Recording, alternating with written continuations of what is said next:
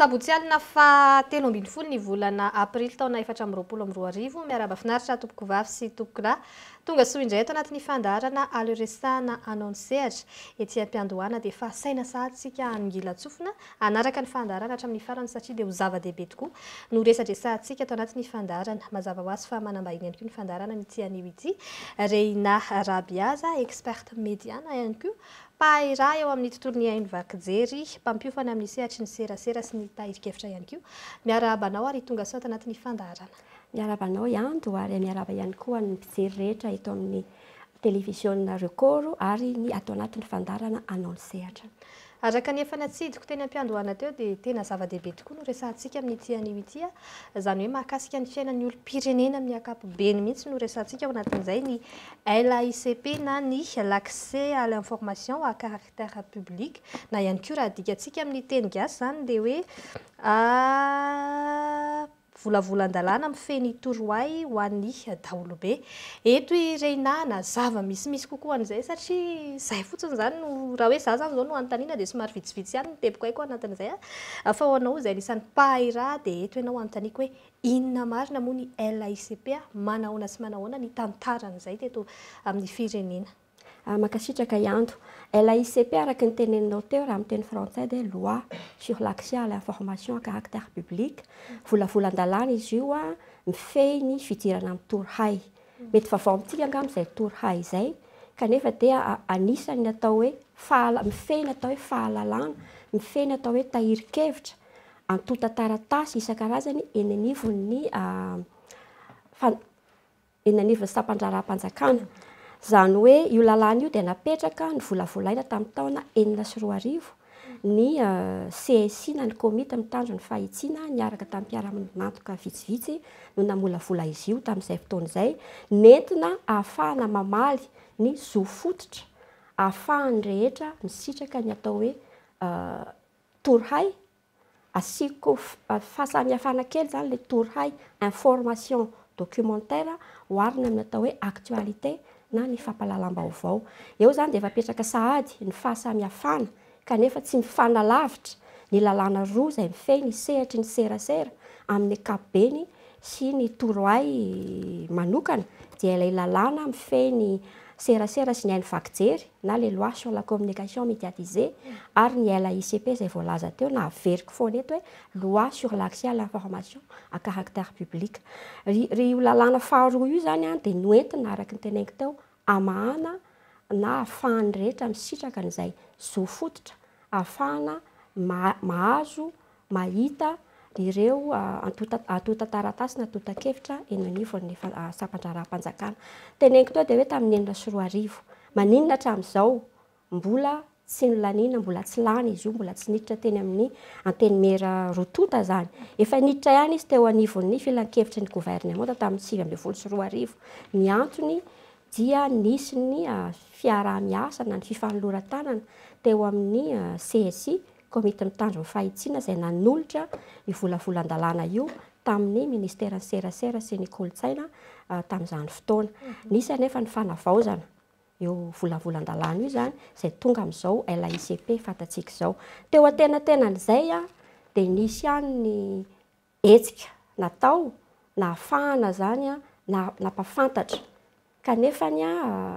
araky ny sarotsarotra ny atsisika satria atao hoe lalàna mbola vaovao atao hoe vaovao tsy vaovao izy satria zo fototra mahalala zany tokony tsy ho vaovao amin'ny olona zany satria voalaza ao anatin'ny lalam-panorenana andininy faha 1 kanefa ny ilay hoe misitraka ny antota taratasy antota-kevitra ireo fahalalam-baovao rehetra eny anivon'ny sampandraram-panjakana izay zany no mampiavaka ny LAICP ary indrindra koa nisy ny hetsika atao hoe lalàna le izy kanefa lalàna zany tsy vitany lalàna fotsiny fa misy ny fepetra maro isan-karazany hoentina mifandriran-dalana amin'izay dia natao raha hoe mbola volavolan-dalàna izy tamin'izany fotoana dia nisy ny fanofanana fampahafantarana conférence isan-karazany natao teo anelanelany 2024 hatramin'ny 2024 tahaka ny tamin'ny 2024 zao dia nisy le atao hoe varavarana misokatra ho an'ny daholobe eo anivon'ny fanjakana izay nataon'ny ministera serasera sy ny kolotsaina teo amin'ny tokotany be ny tranom-bokim-pirenena. Teo moa izany dia teo daholo ny ministera rehetrarehetra. Natao izy io tamin'izay fotoana misy atao hoe andro iraisam-pirenena ho an'ny fidirana amin'ny Torahay na journée internationale du droit à l'accès à l'information isaky ny 20 septembre izy io. Izany hoe mahampanao gazety ianao ohatra ny andro zany dia ho avy ny 3 Mai andro iraisam-pirenena andro iraisam-pirenena moa ho an'ny fahalalana amin'ny asa fanaovan-gazety. Dia ity mikasika an'ity fidirana amin'ny Torahay ity indray dia isaky ny 20 septembre. Efa nisy ny fankalazana nanomboka tamin'ny 5 hatramin'ny herintaona nisy zay. Mety ho gaga i andro hoe mety mbola be da be ny tsy mahalala. Marina izay le zo fototra mahalala mahafantatra tsika fa ilay lalàna ilay volavolan-dalàna hoentina ametrahana ny fisitrahana n'ilay zo fototra mihitsy io zany zao mbola ataoko hoe mila atsisika ho an'ny mpisehatra rehetra ao anatiny na ho an'ny fanjakana izay tompon'ilay Torahay isitrahan'ny daholobe sy ho an'ny olom-pirenena rehetra izay tokony hisitraka izay Torahay izay. Izany hoe ohatra meko ohatra ray tsika isika filan-kevitry ny gouvernemanta na filan-kevitry ny ministra voalaza isaky ny larobia dia miseho izy io isaky ny ministera ao amin'ny tambajotra zany ny fiatidinan'ny repoblika dia hitantsika ao reto avy ny lahadinika atao, reto ny olona nitendrena, reto ny olona foanana ny fanendrena azy. Alohan'izay misy ilay atao hoe fampitambava. Betsaka ny zavatra voalaza ao. Mety hoe ampiditra hiresaka momba ny politika-pirenena mikasika ny sehatra anankiray. Amin'izay fotoana izay zany ianareo mpanao gazety dia milaza hoe misy izay politika izay fa ho an'ny olom-pirenena dia te hahafantatra hoe inona ny voalaza marina ao anatin'io politika io. Ka raha ilay politika izany efa vao nivolavolain'ilay ministera ohatra ka efa laniana dia iny politika iny Torahay iny zany mombamomba n'iny rehetrarehetra iny ilay tsara ho fantatry ny olom-pirenena. Izany hoe ny olom-pirenena zany tsy tokony hijanona fotsiny amin'ilay vaovao hoe nisy politika hono nolaniana fa inona ny voalaza ao anatin'io politika io.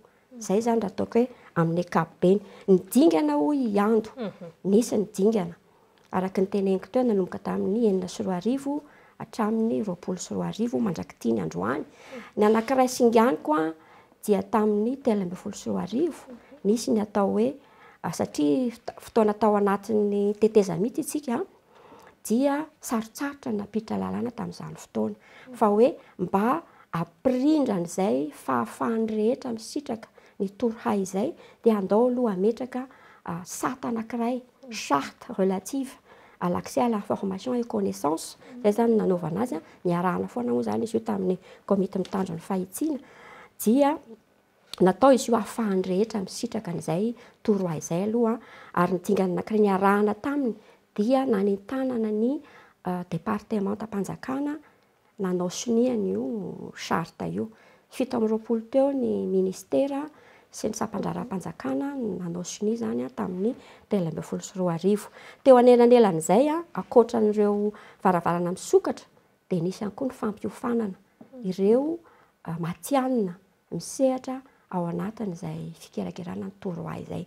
Raha ohatra ka ny asa fanaovan-gazety les lois sur la communication médiatisée dia eo ianareo mpanao gazety eo ny mpisehatra amin'ny resaka serasera. Ka raha miresaka ny TLAICP ity isika dia misy ny matianina izay antsoina amin'ny ankapobeny hoe gestionnaire de l'information na documentaliste ary misy izy ireo ao anatin'ny ministera tsirairay avy. Nisy arak'izany ohatra natao ty état des lieux ty niarahana tamin'ny komity mitandro ny fahitsiana mariako ihany izay niarahana tamin'ny UNESCO mpiara-mombonantoka dia nanao inventaire ireo sampandrara misehatra ao anatin'izay fikerakerana Torahay izay. Ny ankamaroan'ny sampandrara rehetra miainga hatrany amin'ny anteny miera-pirenena, anteny miaran-doholona, ny ministera tsirairay dia tena ataoko hoe manana service na unité documentaire ao amin'zareo. Ny olana fotsiny dia ataoko amin'ny teny frantsay hoe miasa mangina zareo back office, tsy fantatra kanefany izy ireo ny tena antom-pisiny dia mpanelanelana eo amin'ny olom-pirenena sy ny sampandrara misy an'zareo. Zany hoe rehefa mipetraka ty ala ICPT na mipetraka ilay charte dia ireo matian'ireo mpiasa ireo zany no mandray manangona ny antotan-kevitra, ny antotan-taratasy rehetra ao anivon'ny ministera. Zany hoe tsy mifankaiza amin'ny asan'ny mpanao gazety, ny asan'ny mpiserasera, ny asan'reto matian'ny fitahirizana tahirikevitra. Zany hoe inona le tsy fahasamihafana, manangona, mikirakira ary mizara. Ny tombony zareo dia izy manana structure, sehatra anankiray ahafahany mandray ny olom-pirenena mivantana, mijery hoe inona avy ny antotan-taratasy ato aminareo ry ministera. Inona le voalaza ny teny tao amin'ny filan-kevitry ny ministra hoe misy politika volavolaina nolanina mikasika an'izao sehatra zao azonay fantarina ve izay.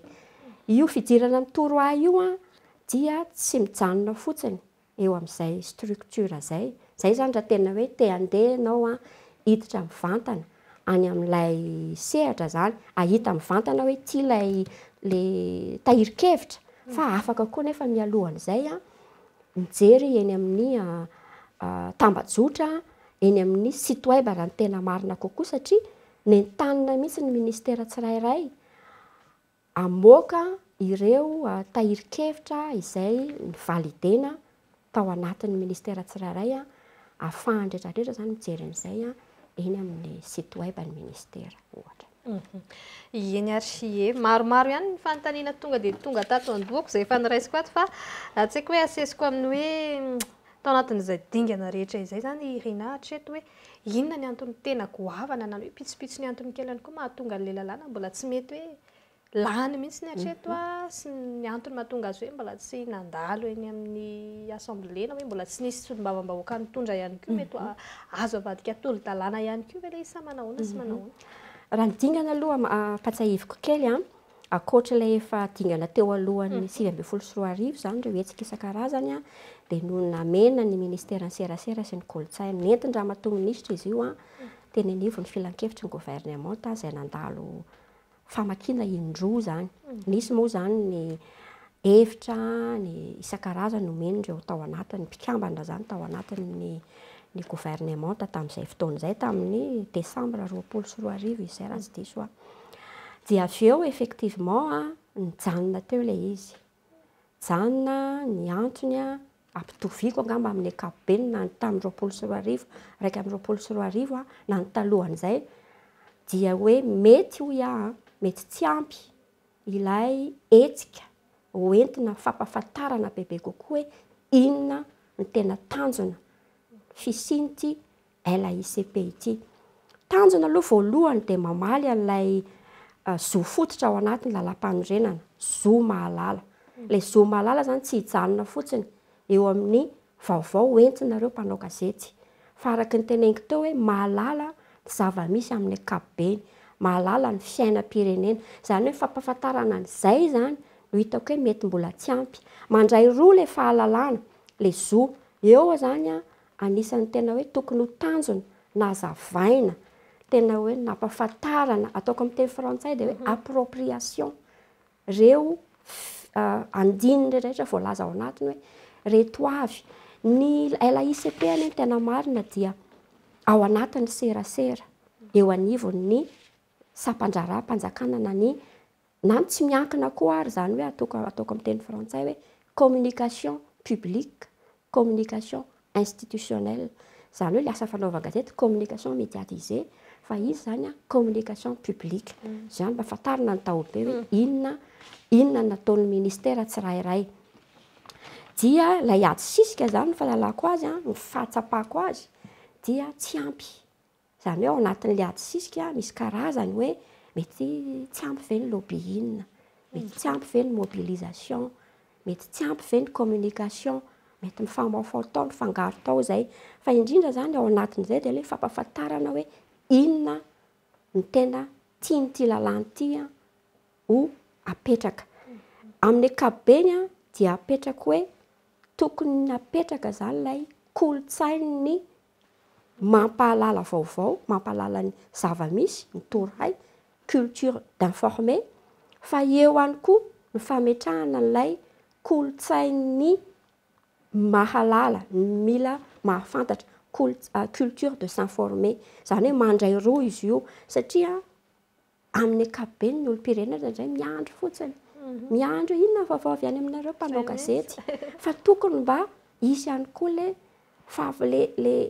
culture, le kolontsaina hoe io mba hitady.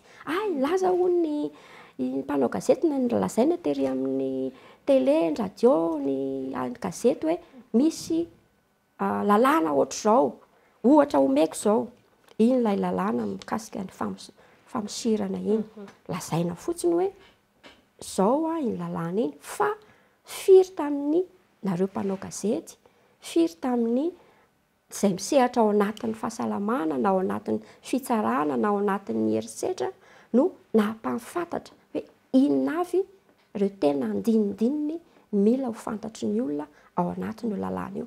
Fa amin'ny ankapobeny fotsiny hoe saziana izay manolana hoe amin'ny alalan'ny famosirana.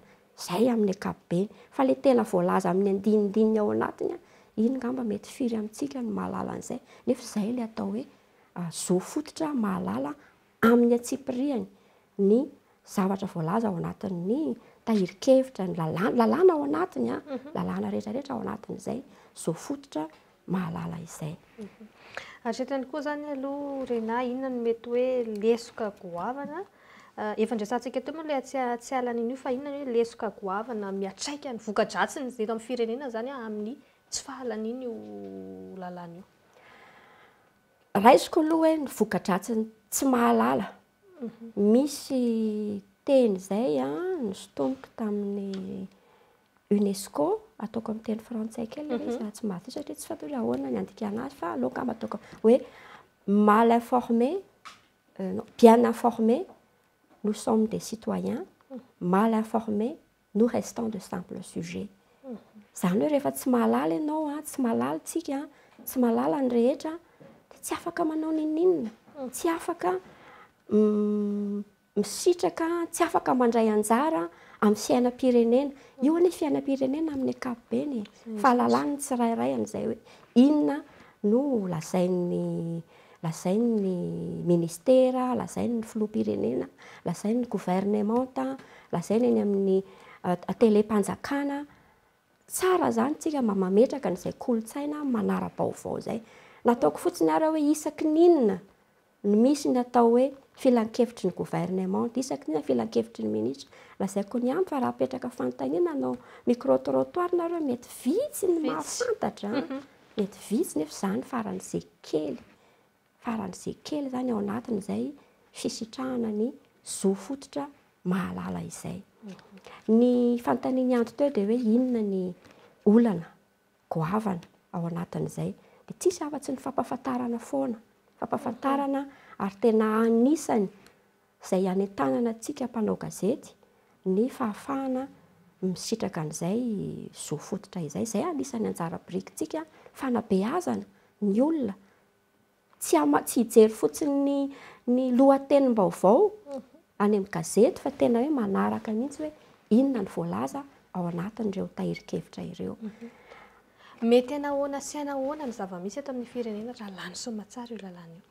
Raha lany soamantsara io lalàna io, izy io dia lalàna mandray ny sehatra rehetrarehetra ary mamaly ilay filàna amin'ny fahatongavana amin'ny fanjakana tsara tatana sy ny ady amin'ny kolikoly. patsahevitsika fa misy ilay andry anankitelo. Zay indrindra misaika anontaniako anao rehefa pepa efa voalazanao za dia afaka tohizana. Lefa sy fantaniana mahakasika an'izay indrindra hoe ahoana ny fandraisan'ny LAICP amin'ny andro telo izay anisan'ny hoe goavana ihany koa eto amin'ny firenena. Mandray ny LAICP satria arak'izay raha ataony teo zay accès à l'information. Le fidirana amin'ny torohay zany izay goavana raha iresentsika ohatra ilay andro voalohany. Le miresaka mikasika ny ponina amin'ny ankapobeny. Ny inona moa izy teo ny mahaolona. Raha mahafantatra zany tsika hoe accès à l'information kasika ny firaisan-kina, kasika ny ponina. Afaka zany amin'izay fotoana hoe inona ny voalaza ny ramatoa minisitra tao anatin'izay mikasika an'izay sehatra izay. Mazava ho azy zany mitsofoka zany ny accès à l'information ao anatiny. Miditra amin'ilay faharoa isika. Le andro faharoa resaka momba ny fampiroboroboana ny indostria. Zany tsy vitan'ny vava fa misy politika be dia be voalaza ao anatin'ny fisitrihana. Raha iresaka fotsiny tsika ny EDBM mialatsindra an'olona ny EDBM izay anisany atao hoe sampanjara anankiray efa miditra amin'ny haikajy mirindra. Zany hoe raha anao isika mikasika ny fananganana orinasa mba hialana amin'ny fandaniam-potoana dia efa miditra ao anatin'ilay haikajy mirindra ny EDBM fanaovana an'izay fananganana orinasa izay. Tsy misy ialana ny fivezivezena. Ilay andro fahatelo ihany ilay tenoniko teo ihany ny fanjakana tsara tatana sy ny tantanda sy ny ady amin'ny kolikoly. Resaka ady amin'ny kolikoly misy ny toroka ny birao mahaletena ny ady amin'ny kolikoly. Zay tsy voatery hoe andeha tsy maintsy andeha ho any amin'ny birao an'ny Bianco isika fa afaka mitsofoka ao anatin'io. Amin'ny ankapobeny raha tena ady amin'ny kolikoly dia ny accès à l'information dia anisan'ny fepetra anankiray ahafahana miady an'izay satria ny fahalalan'ny olom-pirenena rehetra ny tahirikevitra hoe raha andeha tsika ho any fitsarana. Inona avy misy vola aloha ve? Inona avy ireo taratasy ilaina? Ary tonga dia mandingana any amin'ilay atao hoe ivotoro. Izay natsangany ny ministera ny serasera sy ny kolontsaina tamin'ny 2024 ivotoro dia mamaly feno izay filan'ny olom-pirenena mahafantatra hoe inona avy ny taratasy ilaina raha hikarakara taratasy eny anivon'ny fitsarana ohatra hoe casier judiciaire, anao passeport, anao copie isan-karazany dia efa afaka miantso fotsiny an'ilay laharana maitso 700 io dia voavaly ao zany. Raha avy any Mahajanga ianao mipetraka tsy voatery ianao hiakatra eto Antananarivo fa atsony io laharana maitso io dia amin'izay omanina ny taratasy rehetra vitiny izay vao miakatra. Ialana zany amin'izay fandaniam-potoana izay. Fahafantaran'ny olom-pirenena ireo taratasy rehetrarehetra ireo dia ahafahana zany miala amin'izay ady amin'ny kolikoly hoe satria araka ny teneniko teo hoe rehefa bien informé ilay olona dia tena tompona andraikitra izy amin'ny zavatra ataony amin'ny maha olom-pirenena azy. Fa raha tsy mahalala izy dia anjaka ilay kolikoly amin'ny ankapobeny izay. Hatreto moa zany amin'ny maha hoe pahiranareo amin'izay tontolo ny serasera izay ihany koa. Hatraiza ny fahitanareo ny fisitrahan'ny olom-pirenena izay resaka hoe vaovao sy ny information izay indrindrindrindra. Nisy ny atrikasa izay nataontsika niarahana tamin'ny ONG UTSERA tamina toerana 5 maro Toamasina, Fianarantsoa, Toliara, Mahajanga ary Antananarivo. Rehefa natao ireo atrikasa ireo nanontaniana ny mpanao gazety nisy natao hoe test-in. Valy ilay test-in tany amin'ny teboka-ray roa ny ankamaroany ny fahalalan'ny mpandray anjara tao anatiny. Inona ny dikan'izay? Na mpanao gazety ara zany tsy nahafantatra hoe inona ilay lalàna amin'ny ankapobeny. Raisina ny andraikitra hoe nisy zany araka ny fanontaniany anto teo hoe nisy tsy ampy ny fampahalalana appropriation nio volavolan-dalàna io nanomboka tamin'ny 2012 niainga tany amin'ny komety mitandro fahitsiana nandalo tao ministera ny serasera. Rehefa natao le atrikasa anankidimy izay mpanao gazety 100 teo ianareo no nisitraka an'izy io manerana Madagasikara dia natao le test out afaka 2 andro tonga dia niakatra tany amin'ny 700 ny fahafantaranareo hoe ay ve izany izy ity ay ve izay ny antom-pisiny izy ity ay ve izay ny tanjona tiana hatongavana amin'izay fahafahana misitraka bebe kokoa tsy ny vaovao fotsiny izay zaraina patsahiviko mihitsy izay tsy ny vaovao fotsiny izay zarainareo mpanao gazety fa indrindra ireo tahiri-kevitra sy atota taratasy angom-baovao eny anivon'ny sampandraram-panjakana amin'ny ankapobeny. Marihana fa tsy ny sampandraram-panjakana irery no tokony hanao an'izay fahafahana misitraka ny torohay izay ho an'ny rehetra fa na ny any amin'ny tsy miankina ihany koa ary. Ka raha izay ataoko hoe nijanona fotsiny teo amin'ny mpanao gazety ilay fahafahana tena matahotra be ihando hoe tena mbola ho sarotsarotra hoe atraiza ny fahalalan'ny olona izay le lalàna le tolo-dalàna ny zo fototra mety fantatry ny olona hoe ay za manana zo maneho hevitra zo mahalala fa le zo mahalala niakatra ambonimbony kokoa ilay atao hoe niveau de connaissance ny olona zany tsy janona fotsiny amin'le hoe nisy maty tatsy nisy an'izao tatsy fa tena hoe inona marina ny zava-misy eny anivon'ny ministera tsirairay ahafahan'ny olom-pirenena mandray anjara mifanolo-tanana ahatongavana amin'izay fanjakana tsara tatana sy ady amin'ny kolokolo izay. Matetika somary sarotra ny fitrandrahana na ny hoe fitadiavam-baovao eny anivon'ireny sampandraram-panjakana ireny.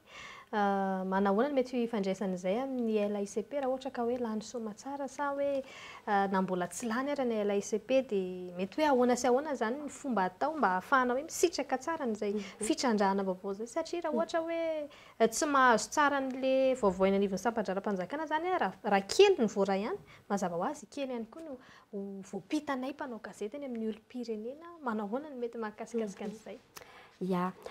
Ao anatin'io volavolan-dalàna io dia efa voapetraka tsara aloha izay angamba ataoko hoe tsara apetrakintsika fahalalana ny olona satria fotoana ihany koa zany izao anararaotana n'izay fampahalalana izay. Ao voalaza ao anatin'io lalàna io inona avy ireo karazana tahiri-kevitra antota taratasy mila tokony azo fantaran'ny olom-pirenena mila tokony avoakan'ny sampandraharaha tompon'ny torohay zany tompon'ilay atao hoe information documentaire na document administratif. Marihana eto tsara apetraka fa rehefa lany soamantsara io lalàna io ary voalaza ao anatiny dia torohay document administratif information étatique gouvernementale officielle zany hoe zavatra efa nolaniana tao anatiny zany hoe resaka le politika teo ohatra dia politika efa nolaniana zany hoe raha mbola tolo-dalàna izy na volavolan-dalàna izy mbola afaka miteny hoe mbola tsy azo avoaka fa kosany hoe mba azo ampahafantarina hoe amin'ny ambango vanginy hoe inona no voalaza ao anatin'io lalàna io ahafahan'ny rehetra mandray anjara amin'ny ady hevitra mikasika an'ilay loha-hevitra ao anatin'io voalaza ao anatin'io lalàna io. Zany hoe raha vao zavatra mbola projet zany dia mbola sarotra no amoahana an'izay. Zay zany tsara apetraka. Karazan'le antota taratasy hoy aiza ny toerana ahitana azy dia izay no mbola namafisako ny fisinity annuaire izay mamintina ireo sampandraharaha ireo service na unité documentaire manangona an'ireo antota taratasy sy antota-baovao sy isan-karazan'ireo anivon'ny ministera. Zany hoe tokony misy zany ny fiaraha-miasa eo amin'ny sampandraharaha tsirairay ao anatin'ilay ministera. Raha ohatra hoe nanatrika atrikasa anankiray andriamatoa minisitra tany amin'ny firenena hafa na tany amin'ny toerana hafa ka nahazo document avy any izy mikasika ny ministerany, mikasika ny loha-hevitra ao amin'ilay ministera dia mazava ho azy iny reny document reny mba irariana sy angatahana tsy ho tazomina any amin'ny branche tsirairay fa alefa ao amin'io service de documentation et information io CDI zay moa zany natao amin'tinana an'le toerana CDI dia ireo mpikirakira tompona andraikitra ao anatin'io ministera io avy eo no mampafantatra any amin'ny site web hoe reto avy ny document tonga ato aminay ato amin'ny CDI dia amin'izay fotoana ny olom-pirenena tsy voatery andeha antotom-baravarana na nareo mpanao gazety hoe andeha ho an'ny andriamatoa minisitra na andriamatoa secrétaire général na ramatoa tale fa afaka aloha izy tonga dia makao amin'io CDI io ao amin'izay le tompona andraikitry ny CDI miteny hoe efa tonga ato ty na mbola tsy tonga ato ty fandraso hojerena mikasika an'izay raha ataoko lavidavitra kely raha misy ny fandavana hoe tsy mahazo manome izahay amin'izay fotoana voalaza anatin'ilay lalàna dia misy ny atao hoe recours afaka zany ny olom-pirenena manao an'izay recours zay fa miankina kosa araka ilay voalazako tery ambony hoe voalaza tsara inona avy ireo karazana antota-taratasy antota-kevitra azo avoaka sy tokony avoaka ka raha tafiditra ao anatin'izay voalaza zay le angatahan'ilay olom-pirenena mazava ho azy tsy tokony misy fandavana fa raha tsy voalaza ao anatiny kosany dia amin'izay fotoana no mbola dinihana hoe inona izy io sanatria ve hoe isan'ny mialatsiny fa izay foana moa no ohatra tao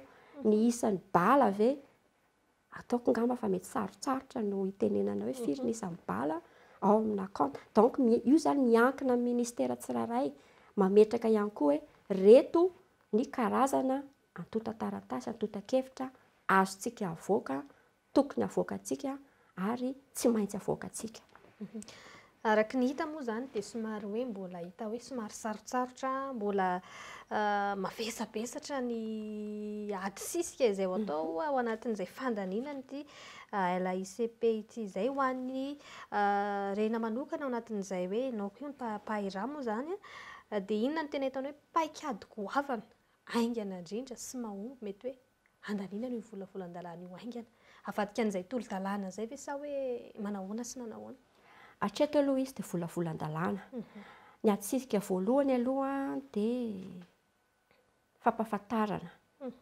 amin'ny tompona andraikitra voalohany fiverenana any zany hoe any amin'ny ministera ny serasera sy ny kolontsaina fanazavana firesahana fandinihana miaraka indray hoe ahoana no hitondrantsika an'ity lalàna ity ilay lalàna efa mazava tsara efa vita ny teo aloha fa mety hoe mba mila fampahafantarana kokoa zany amin'ny tompona andraikitra ny andriamatoa minisitra izay amin'izao fotoana zany hoe ity ilay volavolan-dalàna andriamatoa minisitra aiza ho aiza ny fomba hitondrantsika an'izy ity fa raha ny fahitana azy dia ilaina izy io ahafahana mamaly indrindra ilay andro fahatelo dia ny fahatongavana sy ny fanavaozana sy ny fanatsarana ho amin'ny fanjakana tsara tatana sy ny ady amin'ny kolikoly izany hoe mila fifampiresahana aloha raha izay faharoa dia misy ny fifanoloran-tanana ny mpisehatra rehetra tsisy akanavaka ny ministera ny serasera dia mitondra n'iny fa rehefa resy lahatra izy dia miaraka amin'ny mpiara-mombonantoka miaraka amin'ny fiarahamonim-pirenena satria ireo koa dia efa nanao ny tandrifiny mikasika an'izay fampahafantarana ny ty volavolan-dalàna ity ho an'ny daholobe amin'ny ankapobeny ary indrindra rehefa hoentina eny anivon'ny filan-kevitry ny gouvernemanta sy ny ministra satria fifandraisan-dahatra izany hoe mila resy lahatra zany ny andriamatoa minisitra ao anatin'ny ministera ahafahany mitondra an'izay ho eny anivon'ny filan-kevitra mandresy lahatra ireo membre ny gouvernement isaka satria voakasika io lalàna io daholo ny rehetrarehetra eo zany afantarina hoe ity ange tsy hoe sanatria mialatsiny tsy ampiridana atsika fa mifanohatra amin'izay ara hoe ahafahantsika rehetra mametraka hoe aiza ao anatin'ny ministera atsika no ametrahana ireo atota-kevitra efa misy izay toeran'izay fa hoe inona avy ireo atota-kevitra zay tokony avoakantsika azontsika avoaka ary mila avoakantsika ary tiantsika avoaka Zany hoe isika mahafantatra araka tenektora na mehatra ohatra le bala mazava ho azy anao metraka ministera fiarovana hoe sarotra be ny tena ho an'ny fiarovam-pirenena mbola sarotra ny amoahana an'izay. Mino fa na ny vahoaka raha mety tsy mety kosa ny amoahana an'izany. Fa raha ohatra kosa hoe nanao politika ny fandriam-pahalemana ny ministera ny fiarovana ohatra na ny ministera délégué ny gendarmerie hoe zao fifanoloran-tananay ministera rotota ho an'ny fanatsarana ny fandriam-pahalemana eto Madagasikara. Mino angamba fa mba tsara ho fantatry ny olom-pirenena hoe inona ilay paikady amin'ny ankapobeny raha tsy tena hoe paikady tena sarotra tsy azo avoaka aloha farafahakeliny zany zavatra ohatr'izany. Ohatra koa hoe inona ny mety hoe torohay mila fantatry ny olona amin'ny ankapobeny dia ny mikasika ny iny ty loi de finance ohatra efa navoaka iny efa eo amin'ny 400 pejy ohatra.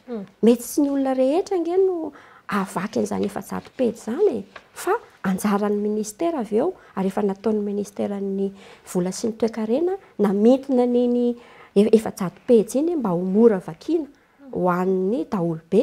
Nefa mety mbola tsy ampy koa fa mety hoe inona ny fanampiny.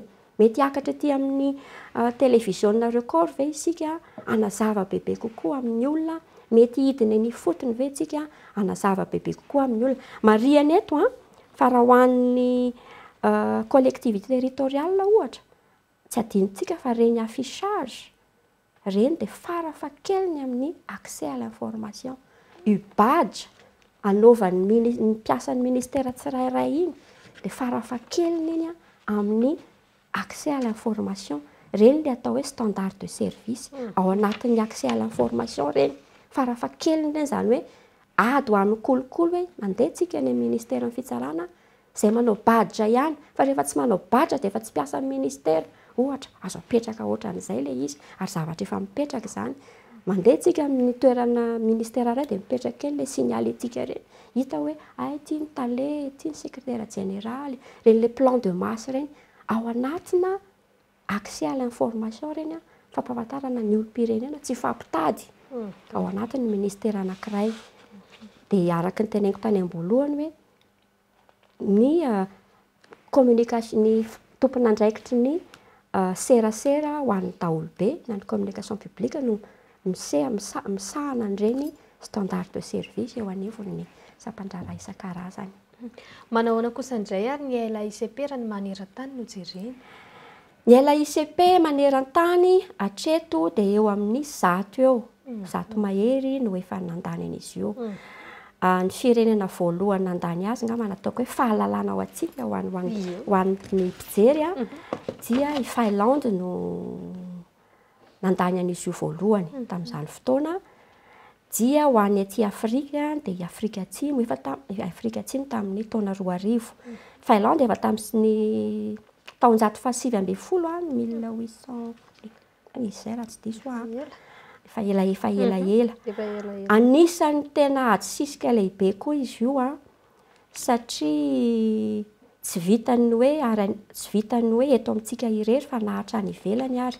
Anisan'ny fepetra anankiray izay nandraisan'ny Madagasikara anjara dia ny fikaonan-doha lehibe amin'ny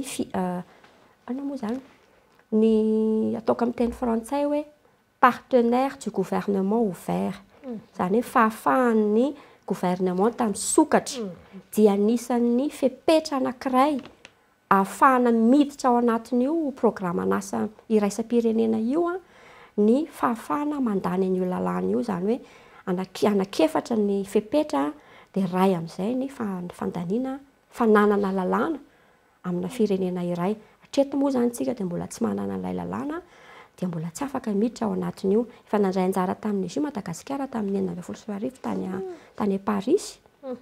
Dia anisan'ny napetraka tamin'izay hoe aiza ho aiza Madagasikara ao anatin'izay fampandaniana ny io lalàna LAICP io.